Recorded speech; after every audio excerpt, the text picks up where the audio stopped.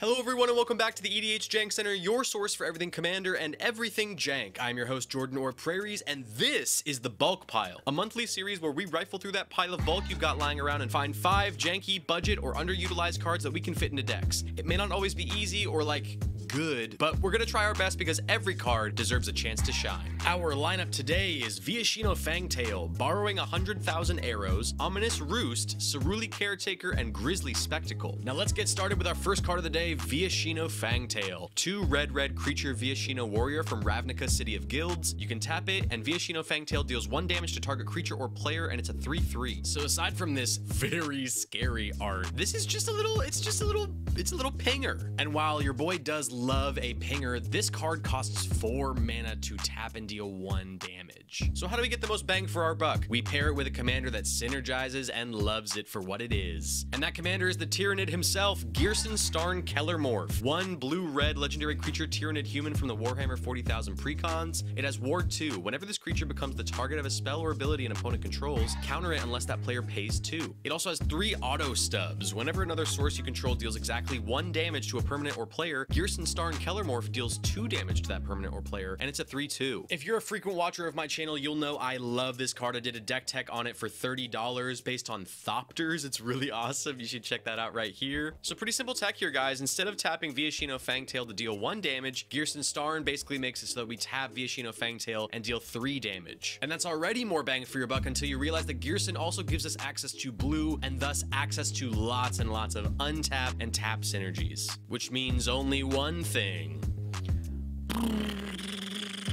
You know what I mean? Okay, moving on to our next card of the day, which is Borrowing 100,000 Arrows. 2 and a blue sorcery. This one's from Masters 25. Draw a card for each tapped creature target opponent controls.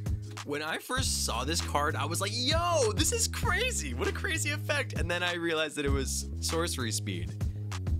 I was like, oh, that's not as good as I thought it was. However, it's still pretty good, and we can make it even better. There's a really friggin' fast commander from Dominaria United that I think is perfect. Najal, the Stormrunner, 2 blue-red legendary creature Efreet Wizard from Dominaria United. You may cast sorcery spells as though they had flash. Whenever Najal the Stormrunner attacks, you may pay 2. If you do, when you cast your next instant or sorcery spell this turn, copy it. You may choose new targets for the copy, and it's a 5/4. Picture this, you're facing down a token deck. They swing out at you with like 20 plus creatures. They think the game's a wrap, right? Wrong! Because now, borrowing 100,000 arrows is instant speed thanks to Najal. We can cast this in response to them declaring attackers and tapping and draw like a bajillion cards. And that's pretty much it. Being able to cast borrowing 100,000 arrows at instant speed makes it a much more utilitarian card. And also Najal's second ability makes it so that we can cast it on our turn and copy it whenever Najal attacks. I mean, it's pretty good.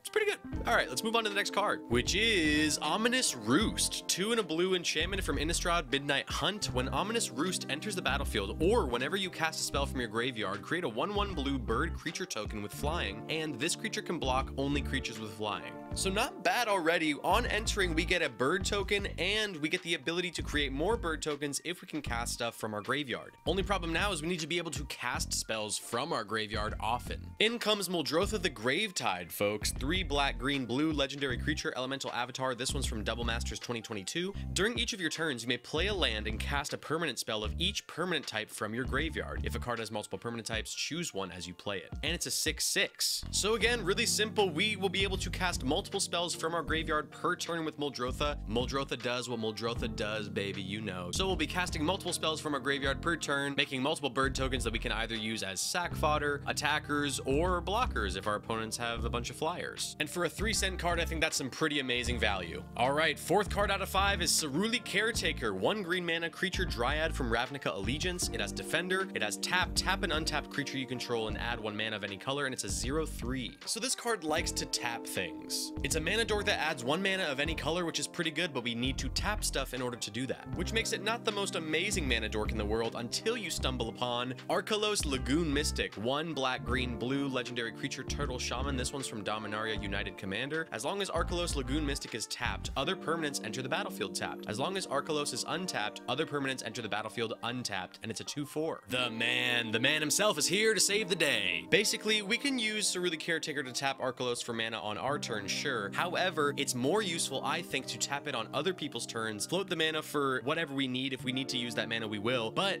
basically, we will tap Arkelos on our opponent's turns, making it so that all their permanents, lands, creatures, artifacts, enchantments all come in tapped, and effectively slow down their game plans enough to slowly but surely win the race. And just like that, guys, we're at the last card of the day. But before we get into it, if you're enjoying this content, make sure you check out the link in the description for the Patreon. We've got a super accessible $1 tier that gives you access to the EDH Jank Center patron-only Discord, where we get to have chats about cards, sets, spoilers, deck techs, anything and everything under the MTG sun, baby. So if that sounds appealing to you, check out that link. All your support helps me make more videos like this for you guys. All right, let's get into our last card of the day, which is Grisly Spectacle. 2 black instant. This one's from Iconic Masters. Destroy target non-artifact creature. Its controller puts a number of cards equal to that creature's power from the top of his or her library into his or her graveyard. So instant speed, 4 mana removal that also mills your opponent is not bad, but players typically reach for cheaper removal spells like Murder or Infernal Grasp. However, we're making this one work with Geth. And no, I'm not saying Guess with a lisp. I'm literally saying Geth, Lord of the Vault, which is a 4 black legendary creature zombie. This one's from Commander 2019. It has Intimidate. This creature can't be blocked except by artifact creatures and or creatures that share color with it. You can pay X and a black, put target artifact or creature card with converted mana cost X from an opponent's graveyard onto the battlefield under your control tapped. Then that player puts the top X cards of their library into their graveyard, and it's a 5/5. So pretty simple tech here, guys. Geth likes things being in the graveyard. Grisly Spectacle is a removal spell at instant speed that also puts stuff into our opponent's graveyards for us to steal later. And not only is that super synergistic, but very